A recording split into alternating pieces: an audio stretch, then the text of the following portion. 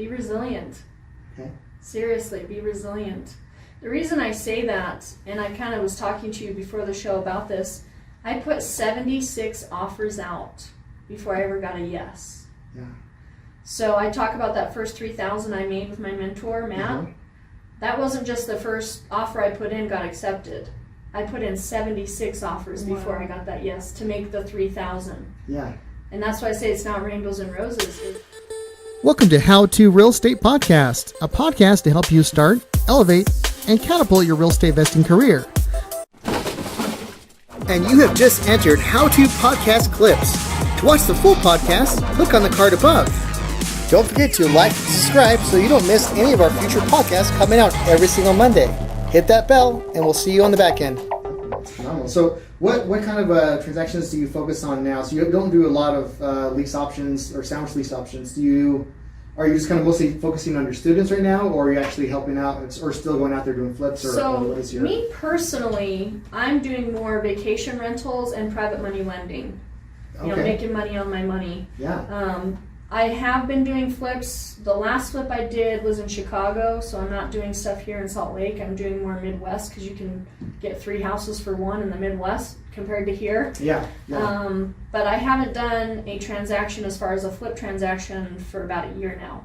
So just in the last year, I've been really focusing a lot on vacation rentals. It was a haphazard thing for me. I had a rental that went bad. Yeah. You know, I had to evict the tenant. They trashed it. Long story short, I decided, screw this, I'm going to spend this much to put into it anyways. Yeah. Why don't I furnish it and turn it into an Airbnb? See what happens. And now I'm making almost double what I was making just being a landlord on that house. What did you have to do to put into it to turn into an Airbnb? So there was $7,000 worth of damage when the tenant moved out. Oh my gosh. So I said, okay, I can spend 7 or I can spend closer to 17. So an extra 10. Gut the bathrooms, like down to the studs, put them in. All the furnishings, redo the carpet, the paint, you know, so I was going a little bit more. And I really just said, okay, I've been traveling for 15 plus years. What do I love about living in a hotel? Because I was living out of a suitcase. I was gone 42 weeks a year. Wow. All those years. Yeah, I was never home. That's why I'm still single, ready to mingle for all your listeners. Accepting application. I'm just kidding. Anyways, so the link at the bottom. To put in your application. So I said, okay, what did I love about living out of a suitcase? You know, what were the things that made it feel like a home away from home? Right. And I put those little thoughtful details into my Airbnb. And believe it or not, that's what makes me successful. You know, the little handwritten thank you note, the sound machine in every room, the QB alarm clock so everybody's not searching, where's the plugs around here? It's just right there on the nightstand, 4 plugs to plug into. Providing coffee, providing tea, Tempur-Pedic mattresses, you know, just little things, you know, hair dryers for every bathroom. And I just thought, what do I have to lose? If it doesn't work, I just sell all the furnishings and start over. Yeah. As you know, just a regular rental. And it is phenomenal. You know, I became what do they call it, a super host really quickly. I still have 5-star ratings. Everybody talks about how clean it is.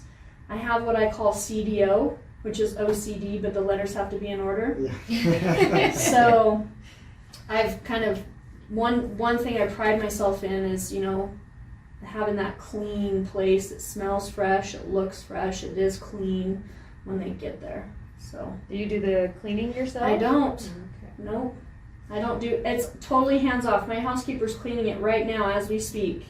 I give her the thank you cards to put out on the guest book. I have a guest book that everybody signs if they want to, and she puts them out for me. She puts out the water, the toilet paper, when I was staying in hotels, I would take those little soaps and conditioners, and I was going to donate them to the homeless shelter. I just kept saving them and saving them. Now I'm putting them in my Airbnb. Oh, nice. So, works out. Yeah, works out. Well, that's a lot of years of stuff I have like totes and totes and totes of it. Serious. Wow. Yeah.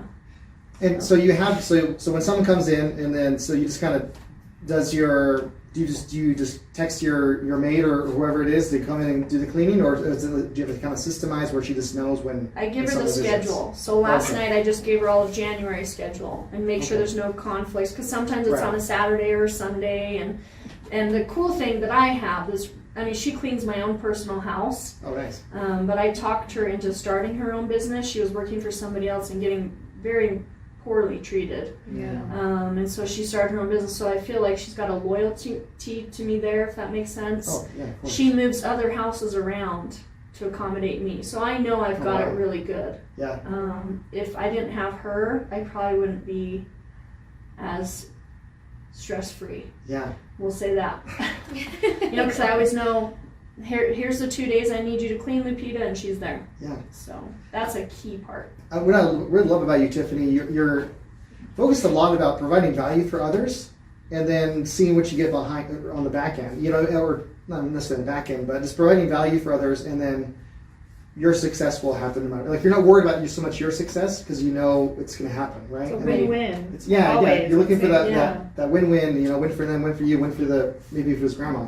Yeah. It's I love that. I think it's phenomenal. And it's so true that when we do give back to other people, when we share, and if we receive any type of success, we should give it back. And that. I know, I am too. It's so true. And you know where I got that from? It's not my original idea. Yeah. There's something my mentor taught me, 21 suggestions for success. You can Google 21suggestions.com, and it gives you a list of 21 suggestions for success that can apply to any business. And the first suggestion is marry the right person. That one decision will determine 90% of your happiness or misery. And people don't believe me. That's the exact number one. I believe you. And the 21st suggestion is don't do anything that wouldn't make your mom proud.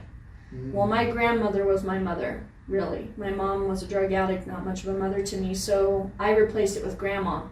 And so I applied that to my litmus test of those 3 questions. Is this a good transaction for me, for the other person, and would I do the same transaction with my own grandmother? That's phenomenal.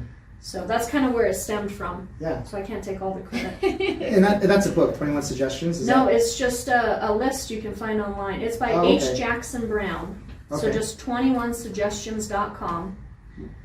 We'll have a link in it. You should. One of them's like, be loyal, treat others the way you want to be treated. Just some of the basic things we all know, but it's really important. And you say creating value. That's also one of the suggestions in there, So I try to live by those. I have them in a few different places in my house, and it just keeps me accountable. What am I doing to be that way, and to be that person? Yeah. That's incredible. That's awesome. I love it. I'm gonna look it up, and we'll have a link in the show notes so y'all can take a look. So let me ask you something. If you were able to go back in time, let's just say go back 16 years, maybe even 17 years ago, and give yourself one word of advice, what would that be? Be resilient. Okay. Seriously, be resilient. The reason I say that, and I kind of was talking to you before the show about this, I put 76 offers out before I ever got a yes. Yeah. So I talk about that first 3,000 I made with my mentor, Matt. That wasn't just the first offer I put in got accepted.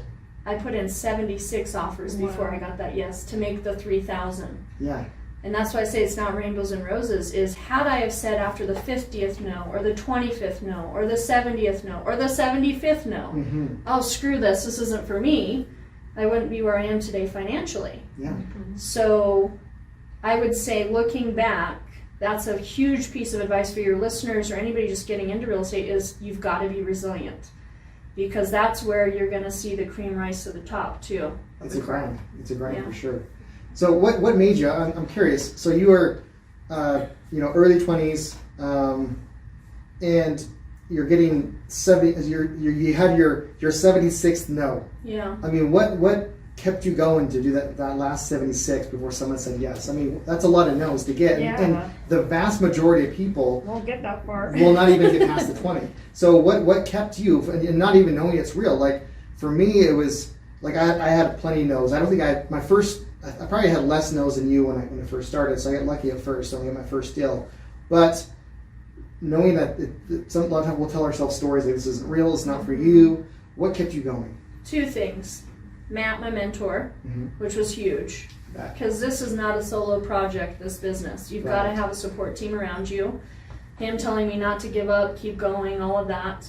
But also is I'm just competitive.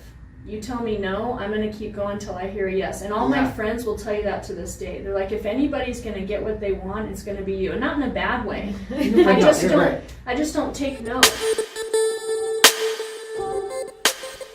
We hope you liked that podcast. Stay tuned for next Monday for a brand new podcast and a brand new guest. Make sure to like, subscribe, and share.